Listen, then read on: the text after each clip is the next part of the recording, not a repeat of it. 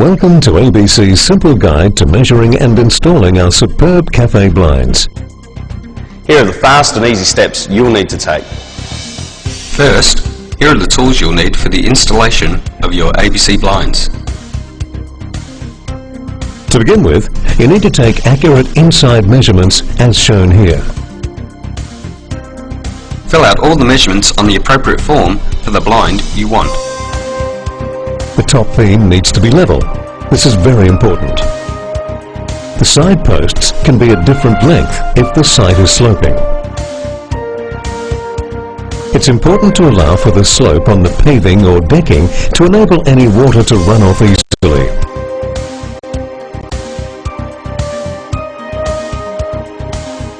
If the top beam is not level, a simple calculation is required. Measure the length of the spirit level. Tilt the spirit level away from the top beam until the spirit level indicates that it is perfectly level. Measure the difference in drop between the end of the spirit level and the top beam. Then calculate the drop over the entire length of the top beam. For example, the entire top beam length is 2500 millimeters long and the spirit level is 1200 millimeters long. The difference in the drop is 20 millimeters over the length of the spirit level. This needs to be multiplied by the number of times the spirit level length, 1200 millimeters, fits into the overall width, 2500 millimeters. That is 2.1 times. 2.1 by 20 millimeters equals 42 millimeters. The drop needed over the entire length of the beam. If you are unsure of precisely what you need to do, simply send a photograph to us and we'll let you know exactly what the best options are for you. You can post us the photograph or scan it into your computer and email it to us at sales@abcblinds.com.au. All blind size reductions will be calculated by the factory based on your measurements, so it's important that they're accurate. This section describes how to install an ABC blind with tube and stirrup. Step 1. Unpack the box. Please note that screws are not included. You will need to obtain screws to complete the installation. The precise requirements are explained later in this presentation. Leave the blind wrapped in the brown paper. This will help protect the fabric from being damaged. Step 2. Working from the inside of the patio or enclosure, fit the single and double pulley on the inside of the patio or enclosure. When fitting up the pulleys, ensure that the dome in the centre of the pulley is facing outwards. The distance from each side of the patio or enclosure depends on the width of the blind. If the blind is less than 2500 millimeters in width, the spacing needs to be between 250 to 300 millimeters from the edge of the blind. If the distance is between 2500 millimeters and 4000 millimeters, the spacing from the edge should be 400 millimeters. If the distance is greater than 4000 millimeters in width, the spacing should be 600 millimeters from the edge. Fit the breech staples to the outside of the patio or enclosure as shown here. When fitting the bridge staples, ensure that they are centred to the pulley. You will then need to fit the cleats shown here on the same side as your operation controls. It needs to be a minimum of 1600 millimeters up from the floor to comply with child safety regulations. Here are the details of the recommended screws to use. For timber, use an 8-gauge self-drilling into timber screw. These steel screws are zinc coated. If you're drilling into steel, you'll need self-drilling zinc Phillip drive 8 to 18 gauge screws. Step 3. Before you begin to install the cord, you need to take a close look at the cording diagram.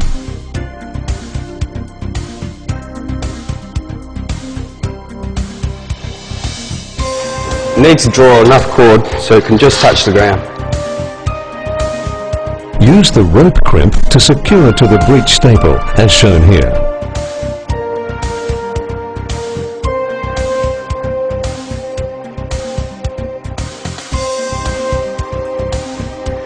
As per the diagram, loop the rope around the cleats, bring it up to the pulleys, and once again loop it so it touches the floor. Excess cord needs to be cut off before crimping the second breech staple. Always remember, measure twice, cut once.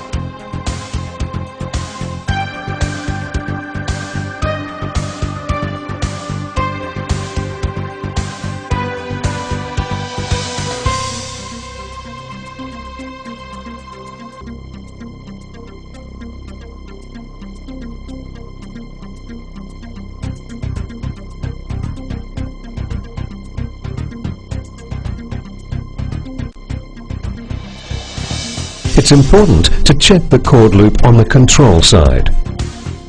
It needs to be a minimum of 1600 millimeters up from the floor to comply with child safety regulations.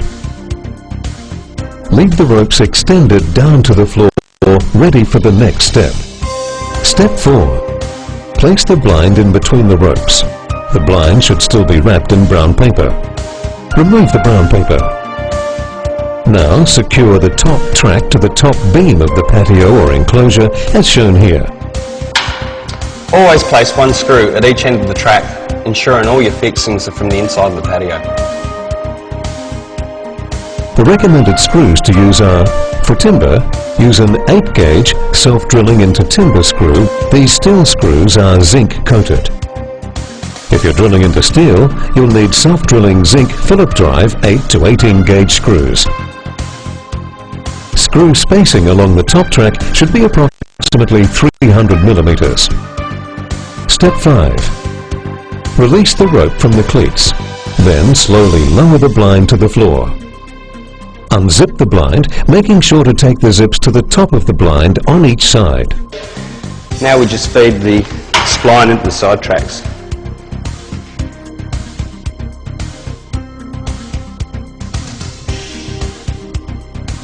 When fixing the side tracks, make sure that the tracks are nice and level.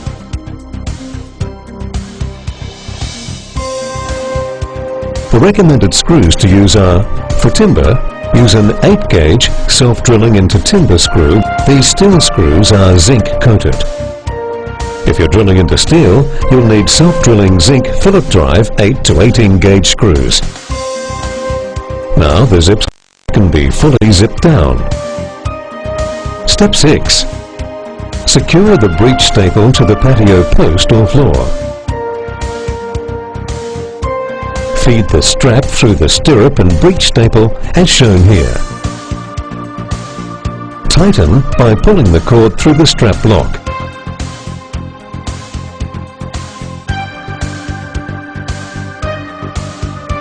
The blind will be 120 millimeters from the floor once you've done this. Blinds over 4,000 millimeters in width will have a breech staple in the middle of the blind. This is required to secure the center of the blind. Please note that it's important that you make sure the zip is meshing properly.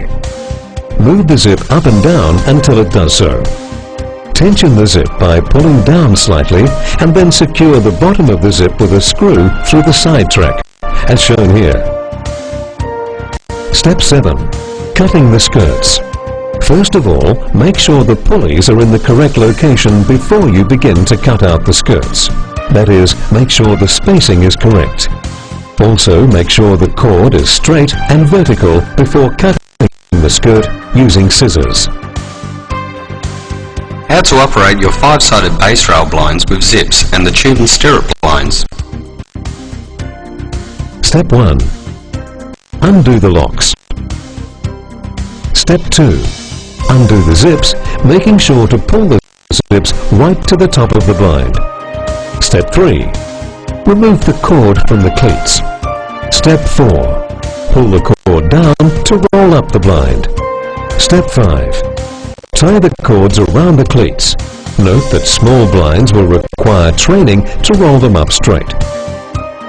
If the blind is not rolling up and down straight, take the time to lower it and re-roll it up slowly and carefully. How simple was that?